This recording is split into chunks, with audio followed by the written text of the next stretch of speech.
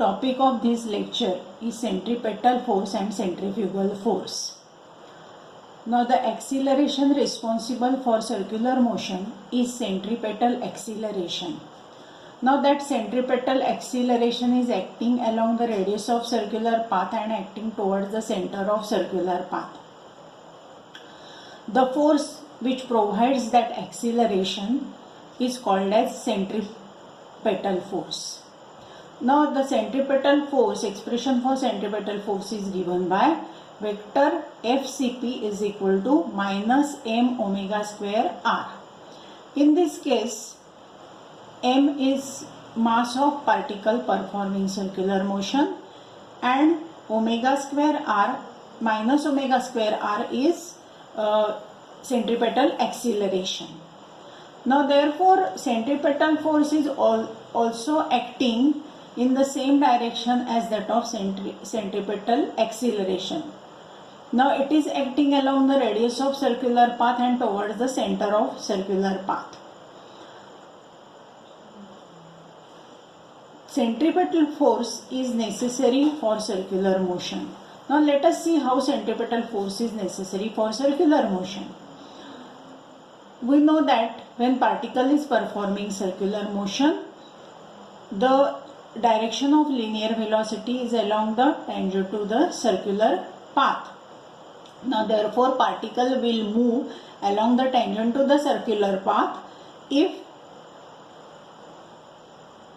no centripetal force is there to pull the body towards the center of circular path so that it continues its motion along the circular path. Therefore we can say that centripetal force produces and maintains circular motion. That is, centripetal force is responsible for circular motion. Examples: electron is revolving around the nucleus.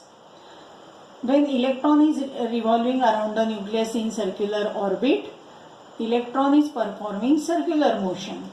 Therefore, centripetal force is necessary for that motion. In this case, the centripetal force is provided by the electrostatic force of attraction between positively charged nucleus and negatively charged electron. Second example, moon is revolving around the earth. Therefore, moon is performing circular motion. Centripetal force is necessary for circular motion. The centripetal force in this case is provided by gravitational force of attraction between moon and earth. Now definition of centripetal force. The external force required to make the body move along a circular path is called as centripetal force. Now this is all about the centripetal force. Now second is centrifugal force.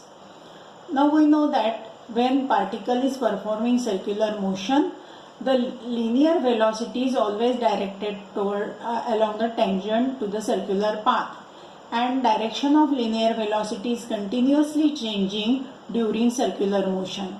Therefore velocity vector is changing. Therefore there is acceleration. And we can say that circular motion is accelerated motion, and the particle performing circular motion is in accelerated frame of reference or non-inertial frame of reference.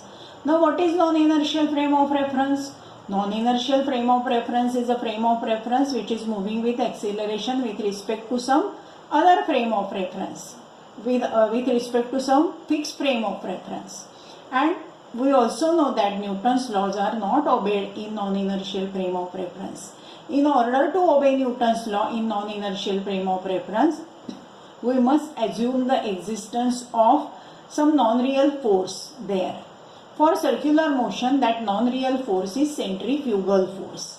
Now this centrifugal force have same magnitude as that of centripetal force, but its direction is exactly opposite. Therefore, centrifugal force is given by the expression vector FCF is equal to m omega square vector r. Now this centrifugal force is acting along the radius of circular path and it is acting away from the center, that is, it is acting radially outward. Now, example of this centrifugal force. If we are sitting in merry-go-round and merry-go-round is moving in circular orbit, then we experience outward pull. Now, that is nothing but a centrifugal force. Centrifugal force is non-real force, but it is experienced due to the acceleration of frame of reference for a body which is in accelerated frame of reference. Now, this is all about the centrifugal force. This is all about the centrifugal force. Now, lastly, we see the definition of centrifugal force. The outward radial force experienced by the particle performing circular motion is called as the centrifugal force. Now, this is all about the centripetal force and centrifugal force. Now, the next topic of this lecture is kinematical equation for circular motion in analogy with the linear motion. Now, these are the kinematical equations for linear motion and these are the kinematical equations for circular motion. Now, when body is performing linear motion, that is motion in a straight line, initially the body have velocity vector u. It undergoes linear acceleration vector a. Therefore, its velocity changes to vector v in time t. During time t, the linear displacement is vector s. Therefore, first linear equation is vector v is equal to vector u plus vector at. Vector s is second kinematical equation is vector s is equal to vector ut plus 1/2 vector at square. Then third kinematical equation is v square is equal to u square plus 2 vector a dot s. Now, the analogous equations for circular motion. Let particle is moving along the circular path, that is, it is performing circular motion. Its initial angular velocity is vector omega 0. It undergoes angular acceleration vector alpha. Therefore, its angular velocity changes to vector omega. In time t, the angular displacement of a particle is vector theta.